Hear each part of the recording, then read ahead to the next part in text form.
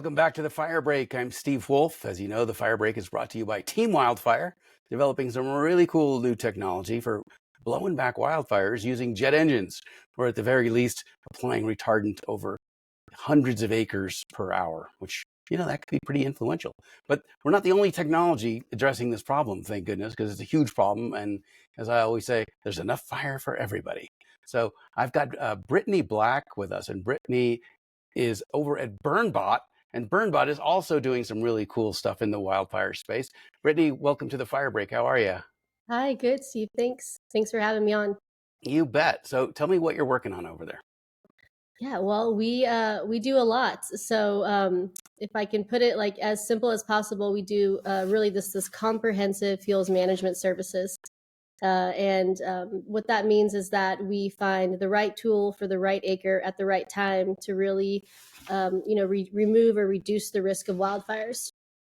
And we do that by kind of by being more efficient. So think of how do we take traditional kind of like these tested traditional forestry or mastication or prescribed burning techniques, and how do we integrate technology in those, not to replace what's been working really well for decades, but how do we do more, right? So how do we get more efficacy from this, and how do we get more acres done on a year to really like make a bigger impact on the destructive wildfires that we see. Well, let me circle back with you on something you just said. We want to stop doing what's been working well for decades. What exactly has been working well for decades? Well, I should say okay, yeah, I know it sounds a little bit like a juxtaposition, right? So we like being in the forest, and there's so many different practitioners or way that we show up into the forest or into a landscape or into a parcel to actually mitigate or to reduce our fire risk, or to build a right of way, to suppress a fire, to prepare a landscape for whatever is going to happen, whatever that treatment may be. The problem is that you need specialized people who know how to operate the equipment. You need to understand what the prescription is. How do we, what's the most practical or the best application in that fuel type? All of this is knowledge. There's practitioners that are really good at this. How do we take that and then get more people in the woods or get more acres done? We do that by bringing in and kind of reducing some of the headspace that can be done by technology. Maybe that's AI, maybe that's sensor data. There's so many just incredible organizations out there that are bringing really cool technology to the space that allows us to really focus on what a practitioner or an operator or a forest professional or a firefighter can be doing in there, which is utilizing their skill set to do what they do best. Absolutely. So you said that you try to bring the right technology to the problem, right? Whatever the acre presents, you figure out how to make it less flammable. But right now, your core technology is based on as far as I know, a single piece of equipment that's really cool that I refer to as the Forest Zamboni, right?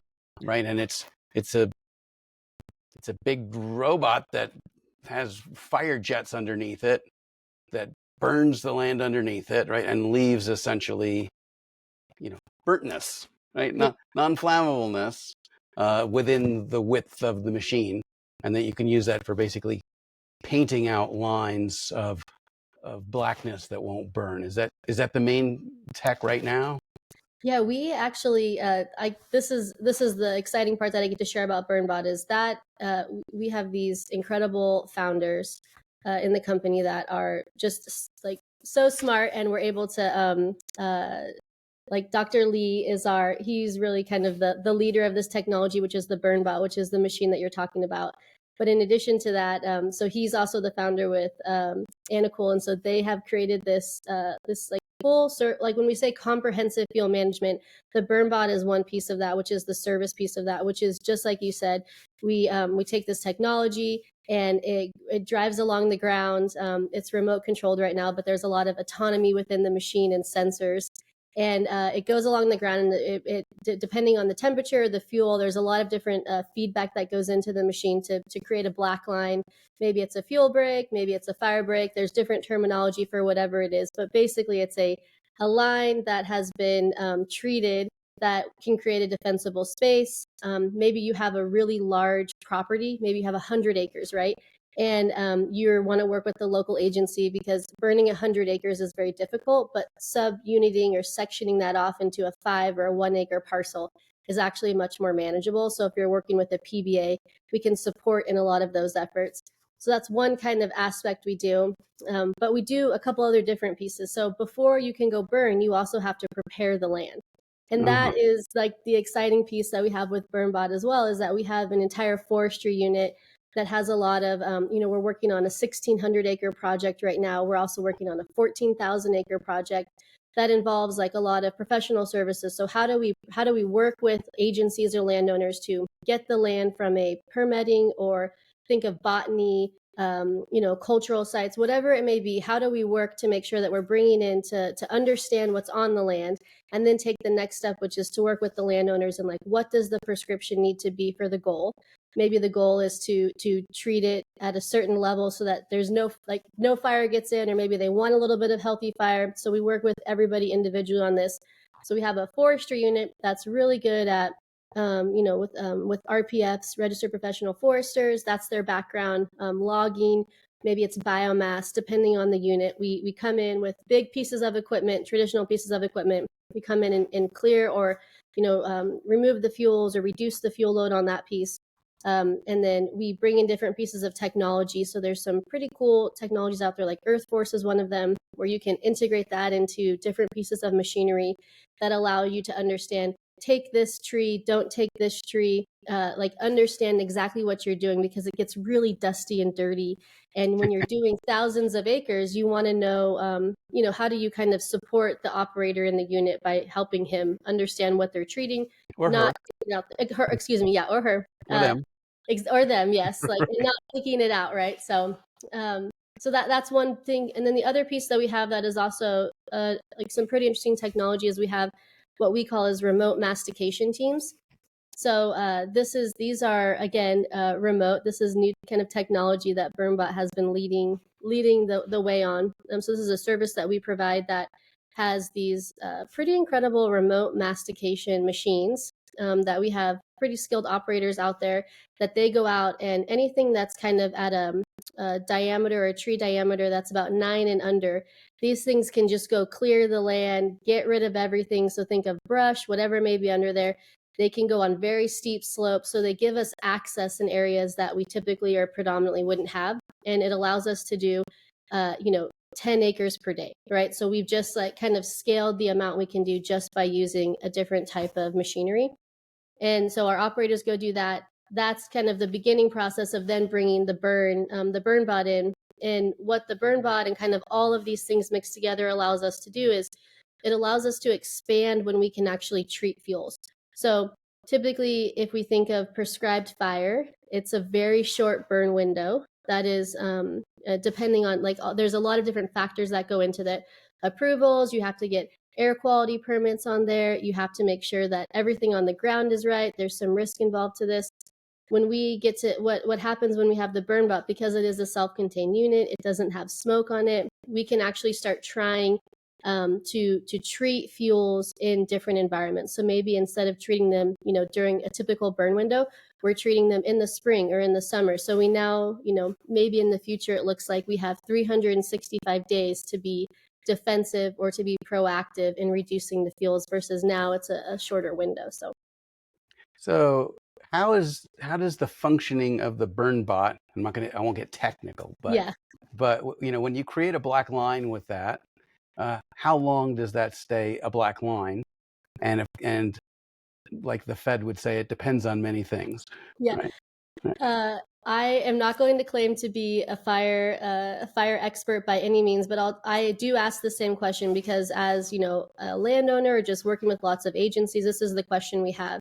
And what we know from what some of the testing has done and what we've learned from our internal team, but also just from the experts in the space, is that it really does depend on the fuel type and when you're doing it. So this is a lot of the testing that we work with agencies or like landowners to do right now, is to say, do we get longer protection if we do something in the fall or the spring? If the grass is greener, does it protect it for 1 or 2 years?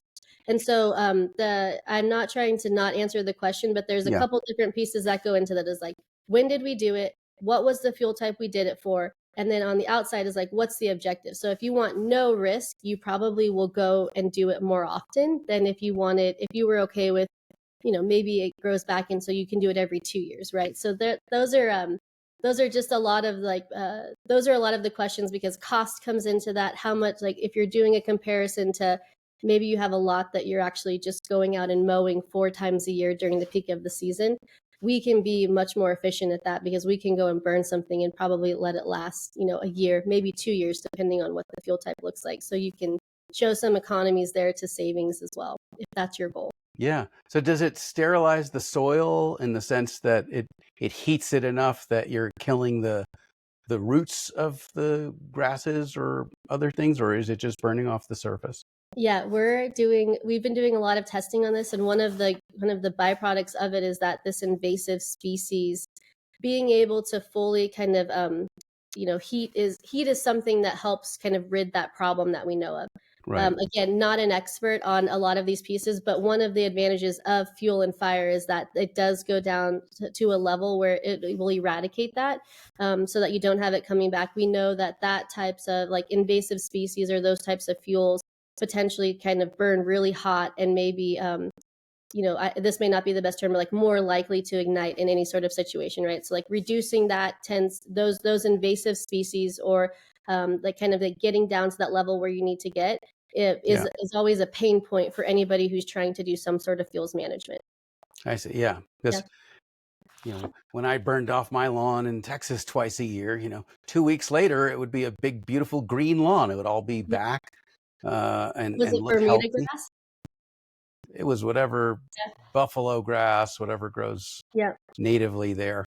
But I guess this was, fast moving fire that didn't create a lot of heat in the soil, didn't damage the roots.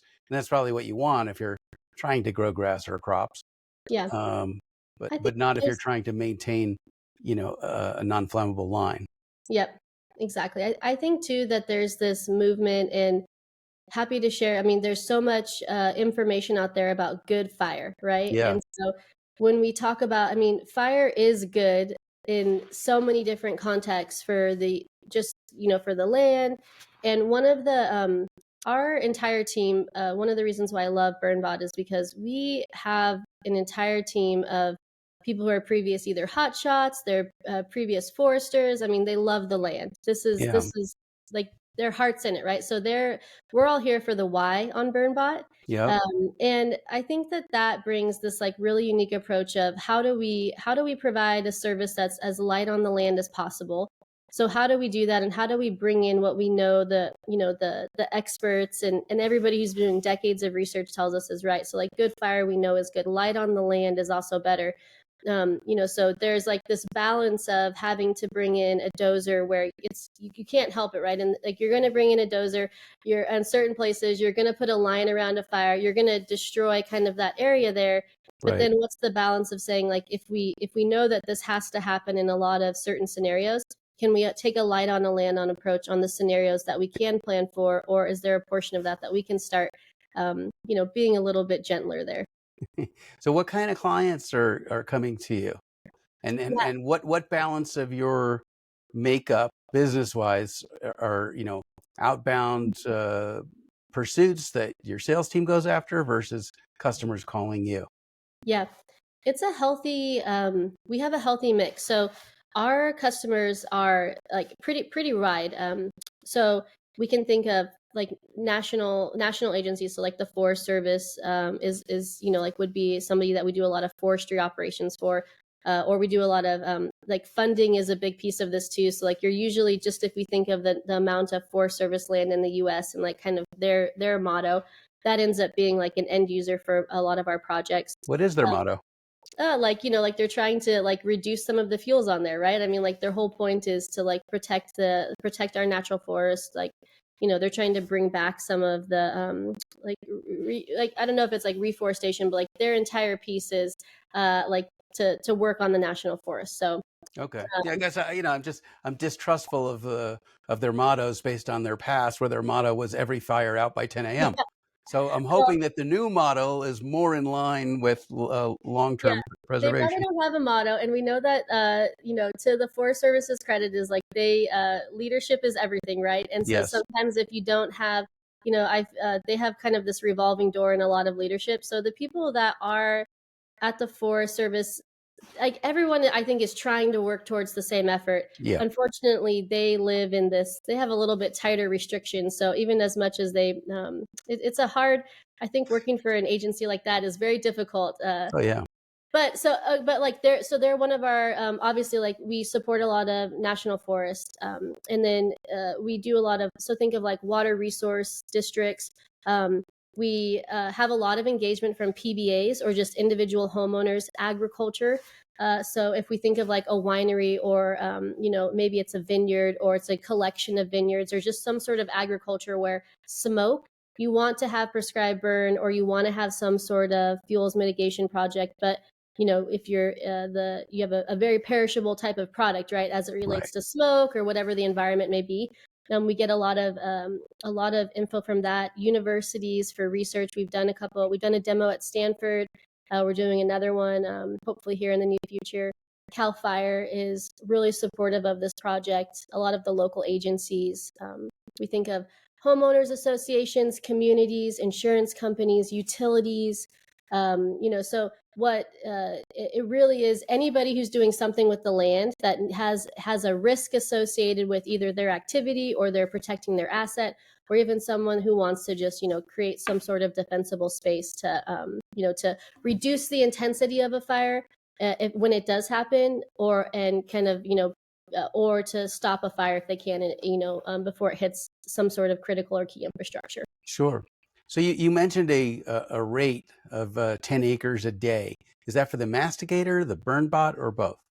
Yeah, so that's just for I use that as an example from like our remote mastication team, that we can see that one team can go out there and they can do 10 acres per day. They could even do more or less depending on what the fuel type is, but that's kind of the number I throw around, because that if we think about sending a hand crew out, where you may get 1 or 2 acres per day. In a similar setting, if we send one of our hand crews out, I can do 1 to 2 acres in a fuel type, and in the same fuel type, I can do 10 acres per day with the remote mastication team. Yeah. And that's where we talk about just collaborating, bringing those together, really kind of allows us to scale more and do more acres per day. You talked also about an autonomous component, and the idea of an autonomous machine that sets things on fire. Could be scary to people, especially, in the age of, us questioning, what will AI decide to do? And yeah. Will the BurnBot decide that my house doesn't really need to be here? Yeah. Yeah. AI is scary. This is obviously like a question, I think, for our CTO and our co-founder, Dr. Lee, but I think there's a place for autonomy in the future. What that looks like, so I think we're in the crawl, walk, run, because we also have to make sure that it's, how do you maximize and get the most done? And a lot of that comes from the customers or the feedback that we're getting through this process.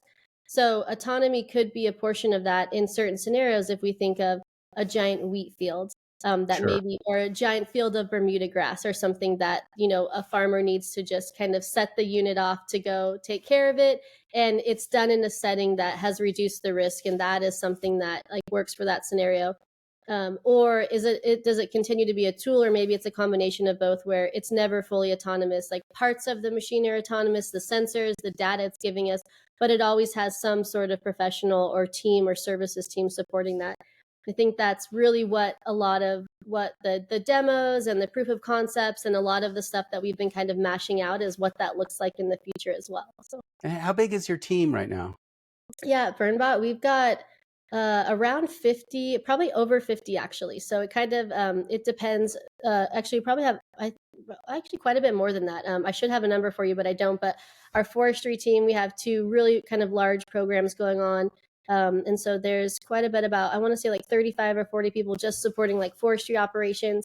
And then we've got another maybe 10 or 15 people that are supporting like remote mastication teams along the West. So think of just projects where they go out and just clear brush and do, 100 acres at a time, maybe 2 acres.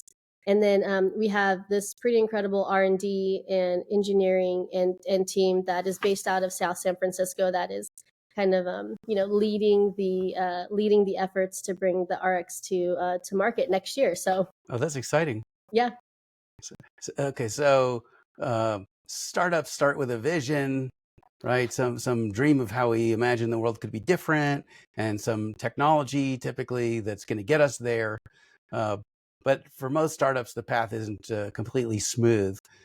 What are the hiccups that you've run into along the way, or things that happen that you learned from, maybe a lesson you weren't hoping to learn? Yeah. I'm fairly new to BurnBot, but I've been at a few startups, so this is not specific to BurnBot. No, not at all. Yeah, okay. I think one of the things that happens in this space, and I am not a firefighter by trade. My husband, my brother, like my family, I have a family full of firefighters, and this is my friend group. So like I am really great to like be in the circle of like hearing feedback in different pieces. And I would say like one of the things that happens in this space is that we sometimes forget that feedback loop is so important. And so sometimes we have a vision, we have a product roadmap, we're kind of on a path, and in startups it's so small that you're just doing so many different things, and it's such a massive effort to pivot or to change something. So but we forget the important piece is that you're creating a tool to support the work plan, kind of what's happening.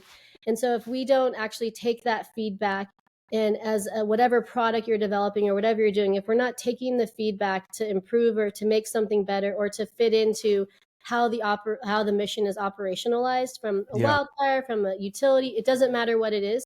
If we're not useful and we're not actually, if we create more work or make it more challenging, or it's not easy to use, tech becomes really difficult, right? So I would say a lot of the hiccups that I see is just not integrating a lot of that feedback that we hear from industry, who's very excited to adopt it and to make sure that we can support that. So it seems to be, in our experience, a very mixed industry in terms of support for new technology. That some people are desperate for it, really want it, embrace it, look forward to it, and other people are absolutely terrified by it and hope that they can just last until retirement before anything changes. Yeah, I always think that there's two. I feel like because my husband is the old school, I don't need tech. That I use him as the example all the time. Where there's two types, right? There's the type that says like, I've been doing it the way I've been doing it. I don't want to change. I don't even want to hear about this. And then there's another group that is kind of like, this is great. Like, how do I use this to make it better? So it's this.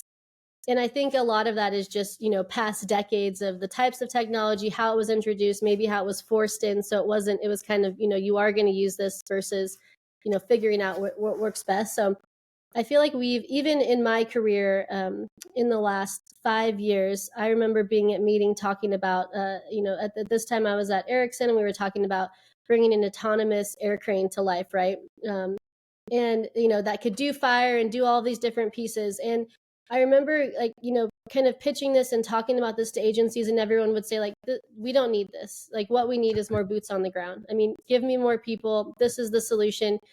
And I would say that it's really interesting because a lot of those same people that have said that are pretty significant leaders in the space, and the message is so different now. So even in just a short span of 5 years, the change that we've seen and the adoption that we've seen to integrate in advanced technologies that are working in defense and utilities, like all these different sectors around the world, the openness to be more receptive to that and to support a lot of these startups is just pretty incredible. I think it's a great environment that is being built from this. Yeah, it feels very much like people who would tell you, well, the reason we don't have enough electricity is because there's not enough coal miners. Yes, this is very true. Wow. I know it's a hurdle. I mean, it's been a hurdle in the space, and I think in the West it's even different, because if we think about wildfires if we just use wildfires as an example, I mean, technology needs to be able to translate to the use cases throughout the United States to be one, like, fiscally responsible for the startup, but also for the agencies.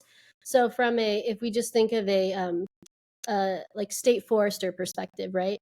The state foresters are an incredible organization. I mean, they're great, but the use of like somebody in Nebraska or Florida or California may be similar, but it's quite different from like the state forester in New York, right? And so Right.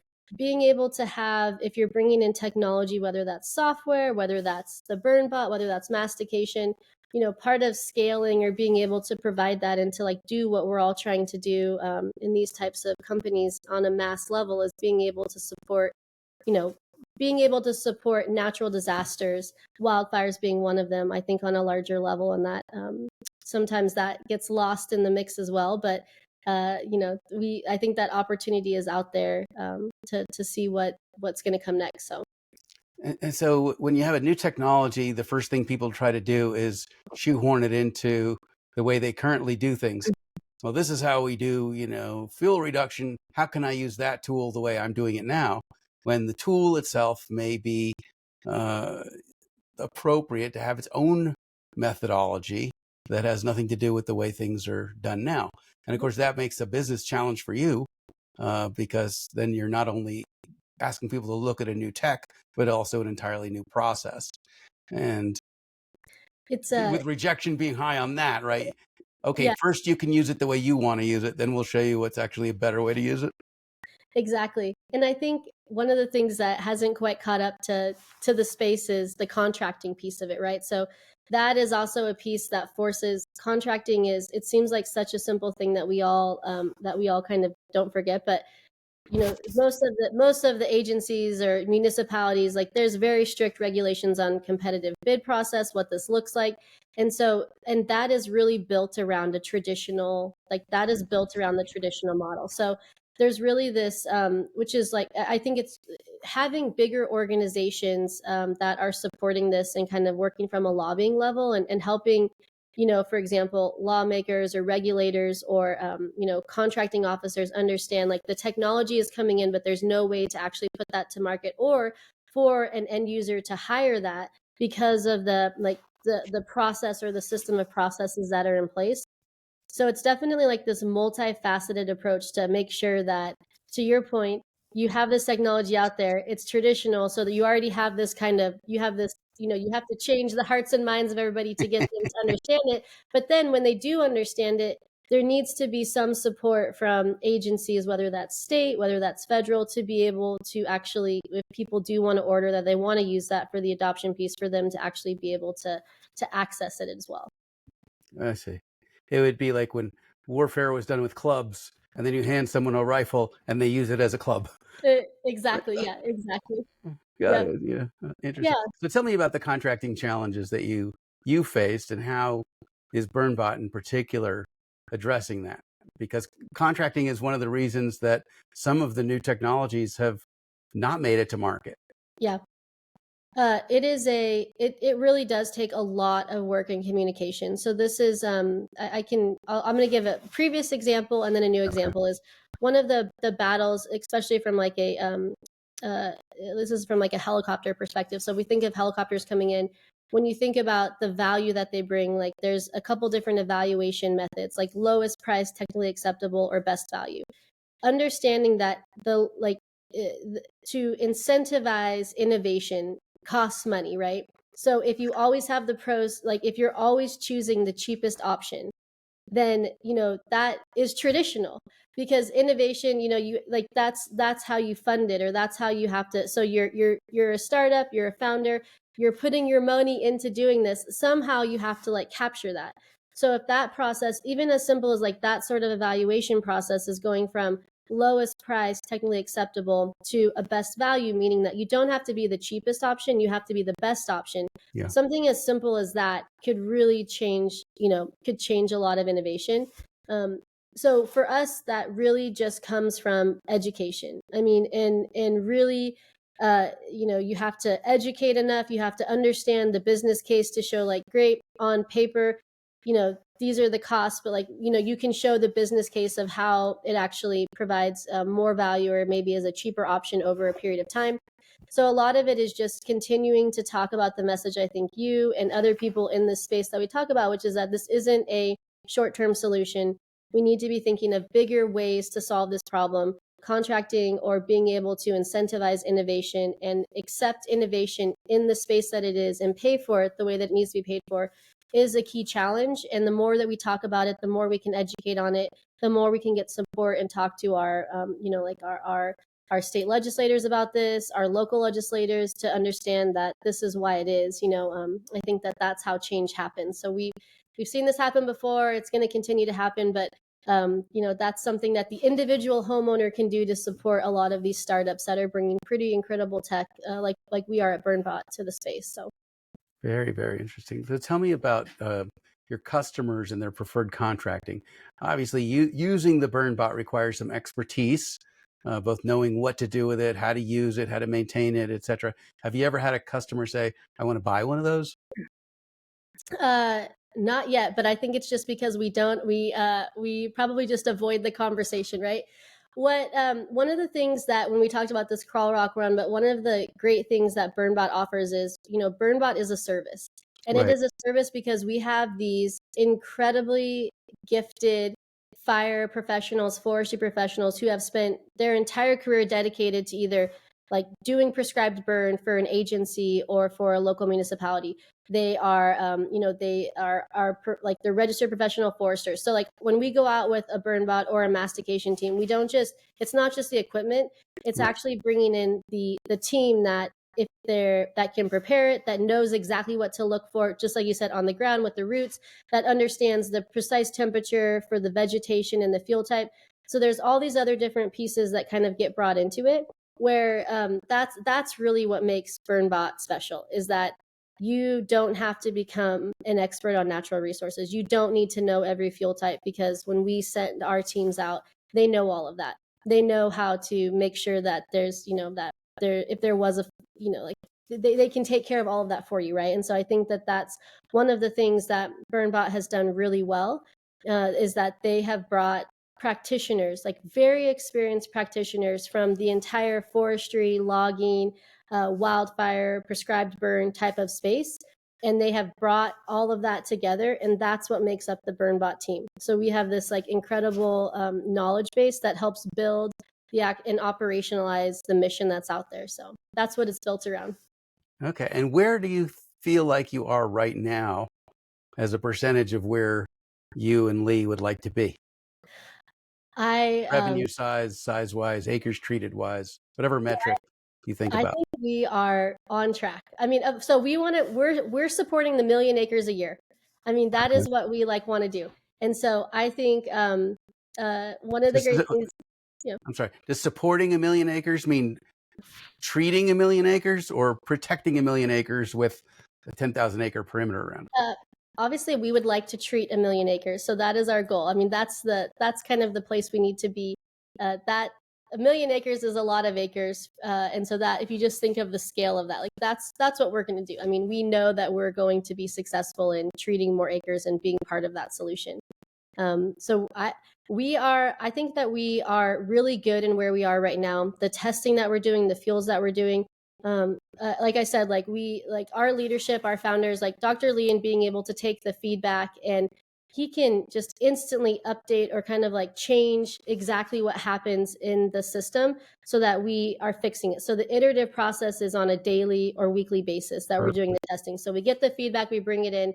Our whole goal is to have, units out there BurnBotting around next year.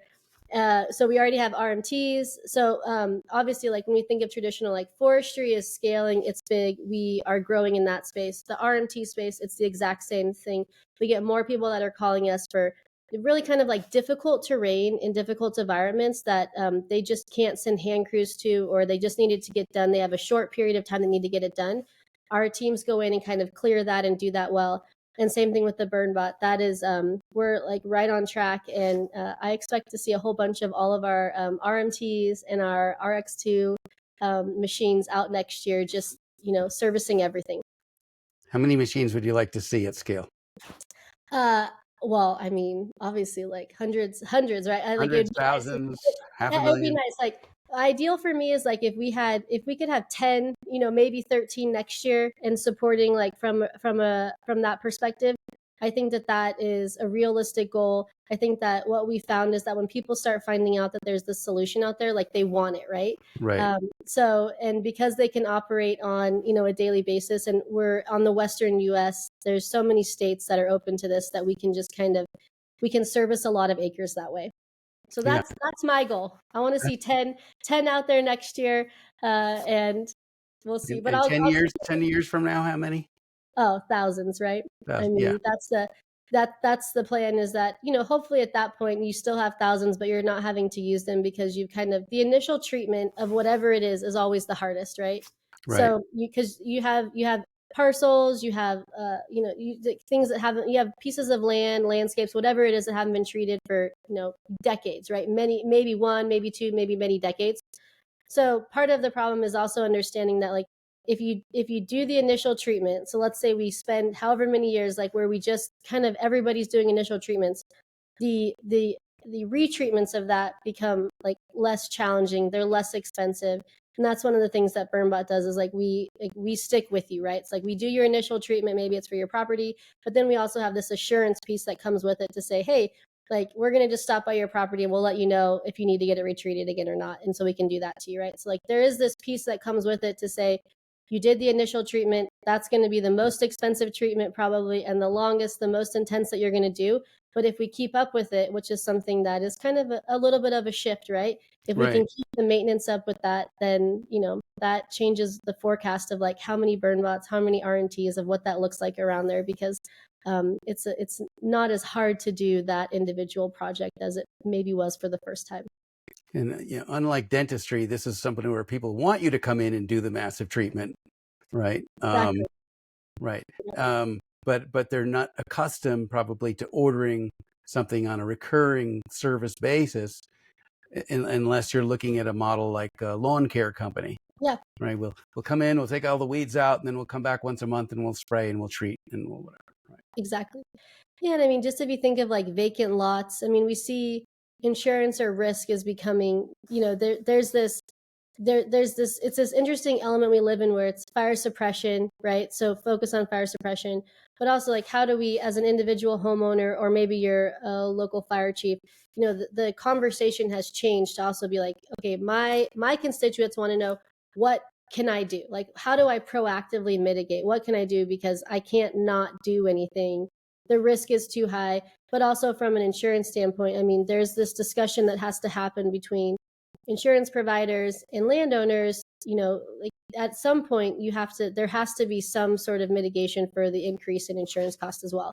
We can offer, and vice versa, right? Exactly. Yeah, exactly. Right. So, like, there's a cost to it, but it's like there is a balance, and we feel like we can provide we provide a pretty good solution to that, right? So from an insurer standpoint, or from like an insurance agency or company standpoint, we're reducing the risk, and maybe that's for an area. And so maybe, like, collectively you have like a high risk area, we can go in and kind of remove the risk from that area, like make it a defensible space, support that, right?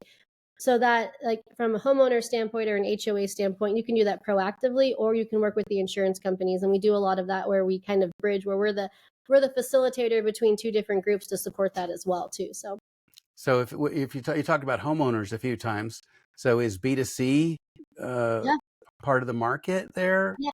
Yep, exactly. So B2C is a big piece of us. I would say that we haven't fully turned it on yet, but we're getting ready to.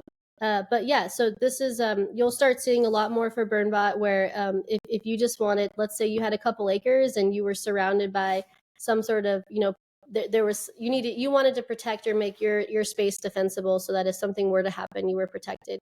We're getting a lot of those phone calls, and we could actually go into the homeowner. We'd send our team out, they'd do an assessment, they'd say, hey, Steve, you've got a couple acres here, like, it's going to take us a day. Here's what the cost is. Let us know if you want to do it. We come out, we service it for you, and then you're kind of in our database. We have hubs everywhere all along the West, and we come back in a year or two, depending on the fuel type, whatever it would be, and come back and take a look and say, we recommend you retreat it again, or it's fine, right? Many times it's not on an annual basis, but that's something that we offer and we support our customers with. So when you said, here's what it costs, you want to do it, what does it cost? Good question. I know it's totally variable on the really terrain type and vegetation type and time of year, et cetera. But, yeah. ballparking, how does it average out?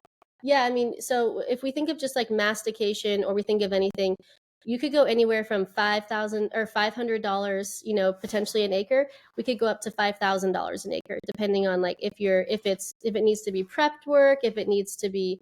I mean, and sometimes you might even get up to $25,000 for the day, or $50,000 for the acre for the day, depending on like maybe we have to bring in a lot of equipment, maybe you have a lot of big timber, maybe we have to take some like timber out, or we're chipping. So there's just so many different components to it. But yeah, so I know that that's not helpful, but like, it can No, be that as is low as helpful. 500, but it could be as much as, maybe even $25,000 a day if we think of all of the equipment and different pieces that go on there.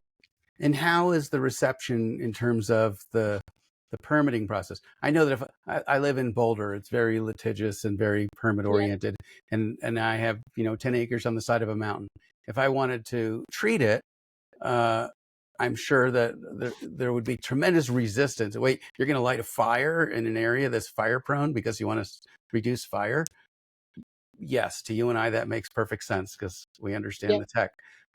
What do you do to explain that to local bureaucracies to show them that you're reducing risk, not increasing risk? Yeah, I think this is where I talked earlier about like the team at BurnBot.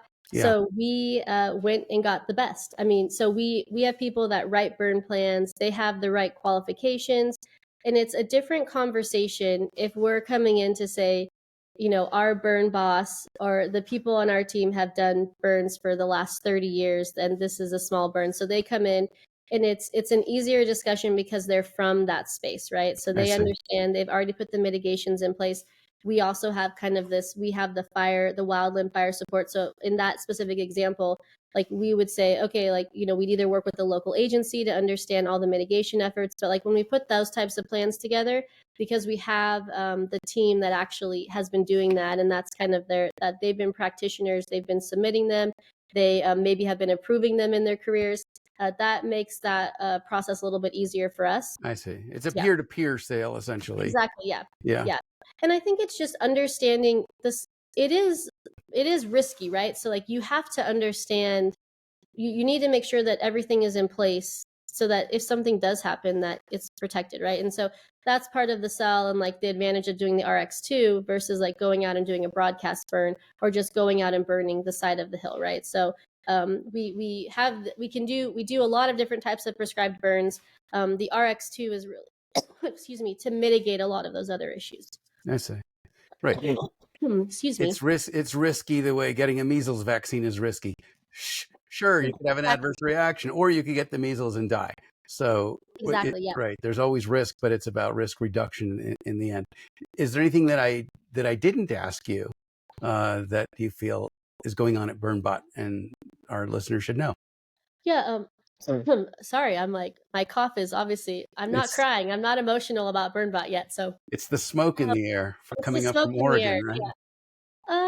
No, I think we covered most of it. And I think it's a very exciting, it's exciting to be in the space and to see what's coming up. And there's so many opportunities. And when all of this comes together, and tech, tech vendors or tech companies start working together and like understanding, because it's not just one organization that's going to provide the solution. Right. And the more that we can work together to piece everything together for the end user, whether that's the homeowner, whether that's the agency, because that is the hardest part, is there's all this great technology out there, and you do have to be an expert or understand how each piece fits as a piece of the puzzle, right? Once that starts, and that's really starting to like beautifully start to work through in a lot of the like partnerships, relationships, just like the niches that people are kind of working in. Once that really starts to kind of continue to come out and we start seeing that, I think that is the exciting space for BurnBot and all of these other, tech innovators and tech companies out there, is that we get to see all of the pieces of the puzzle come together, and that a million acres a year is going to be nothing, right? Right. That's right. It will be. Yep. So that's the part that I love. Yeah. So I would use the metaphor of, another tool in the arsenal. Yes, exactly. Right. The right tool at the right acre at the right time, right? Right. So. That's well said. Did you come up with that? That is the BurnBot way. So this is what we try to do. So I can't take credit for that. That was from our founders. They're much more articulate than I am.